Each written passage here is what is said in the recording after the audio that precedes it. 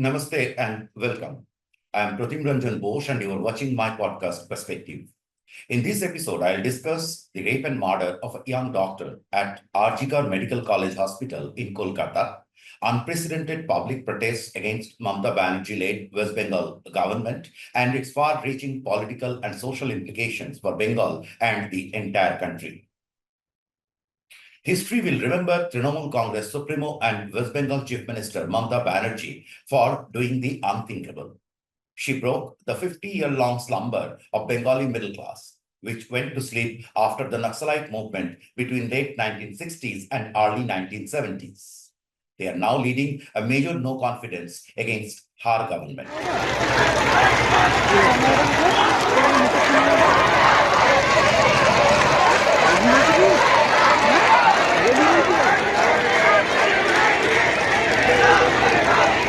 As opposition leader, Banerjee led movements against the oppressive left rule. After assuming the hot seat in 2011, she became more oppressive than the left. However, a mix of vote bank politics, hypocritical stand of Congress and CPM, and failure of the principal opposition BJP helped her avoid any strong resistance during the 13-year stay in power. Mamata's stay in power had been made easier by the urban middle class. Once referred as Bhadralok, this class represented all the good things that Bengal was once famous for: fine taste, erudition, and upright nature. History will tell that they were full of contrasts. A product of British historian Thomas Babington Macauley's vision to enslave Indian minds through English education, Bengali middle class was the biggest tool of the colonial government. The same community sacrificed the most for the revolution against the British. The contrasts continued post-independence. Hindu Bengalis were the single biggest sufferer of the partition in 1947. But Bengali middle class showed their sympathy to Cuba, Vietnam, and Mao. They led the failed, misguided, and destructive Naxalite movement in late 1960s and early 1970s and went into coma. Political space was occupied by lumpens who destroyed whatever Bengal was left with. The middle class either remained silent or became approvers of this destruction. That explains why CPM-led Left Front could remain in power for 34 long years. That also explains why Mamata Banerjee's Pity of a Poetry receives appraisal of acclaimed poets. The entire structure went to a rot. The ongoing protest, which was triggered by the rape and murder of a young postgraduate medical student at Kolkata's Arjikar Medical College and Hospital, broke that paradigm. The movement started under the slogan, "We demand justice," and escalated to the hashtag of Resign Mamata.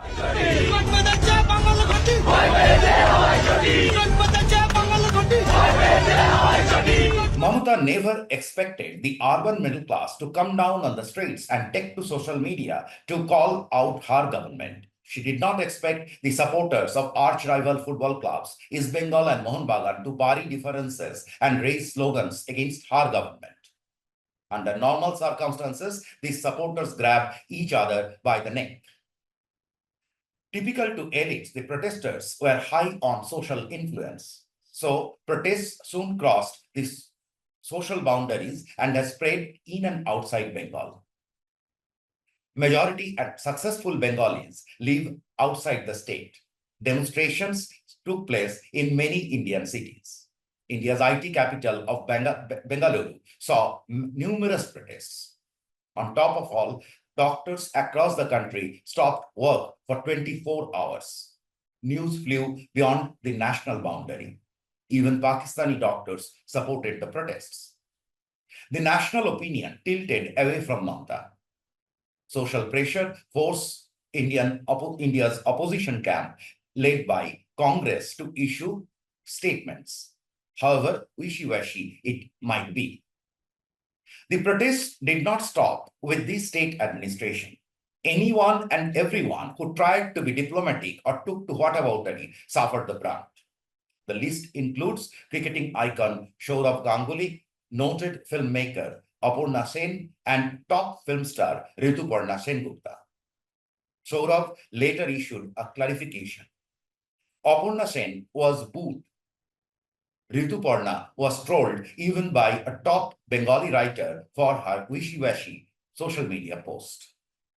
TV star Rachana Banerjee, who became MP for Trinamool this year, was held for shedding crocodile tears. The society is now divided between we and them, but not along party lines. Everyone had to take sides.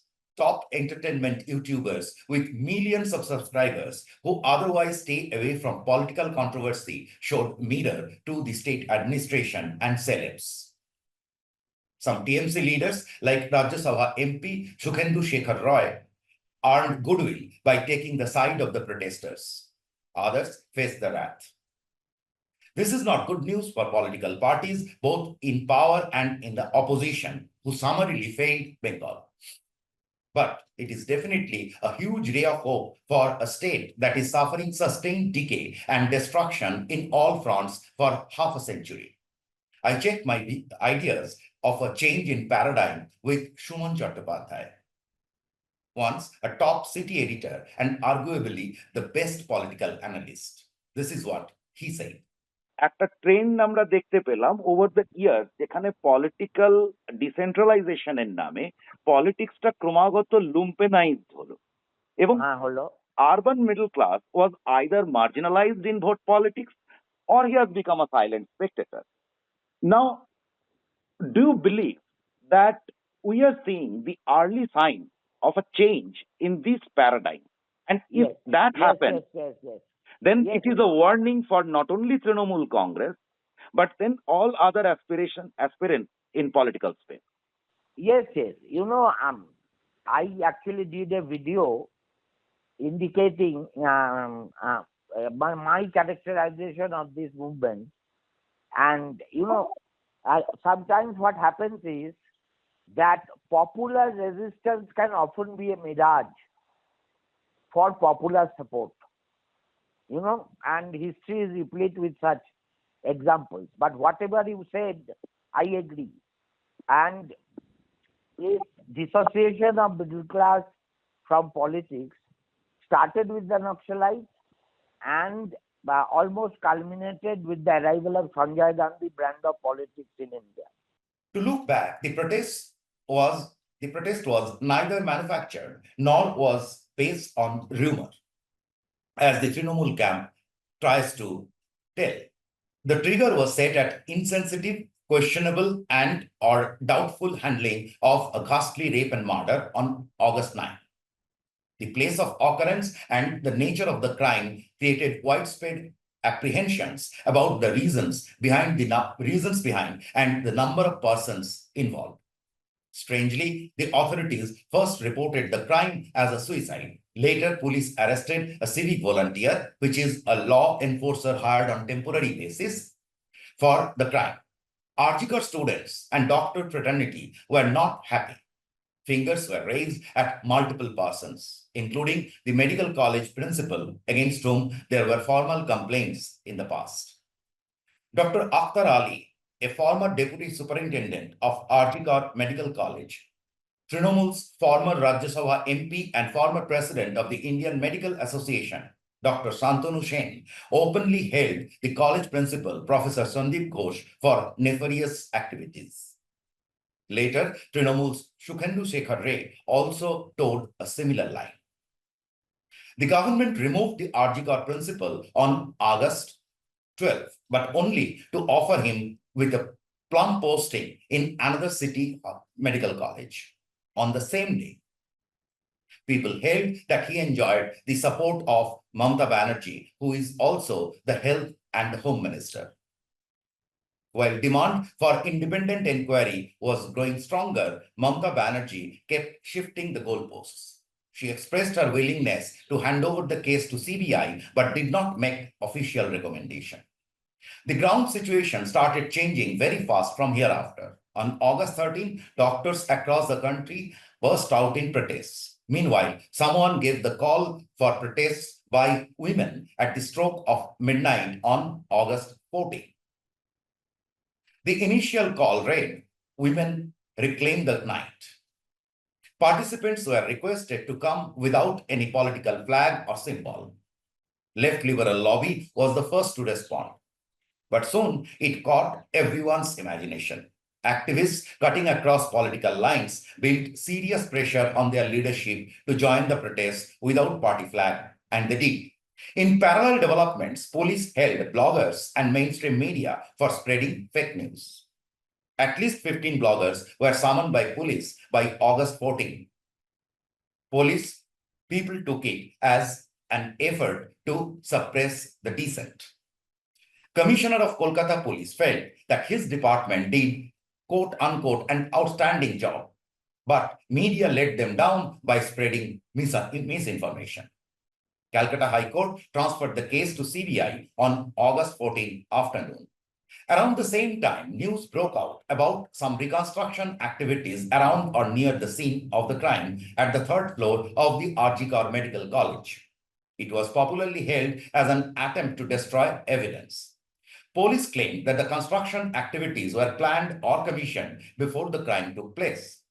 What went unanswered was why the construction had to take place when the nerves were frayed.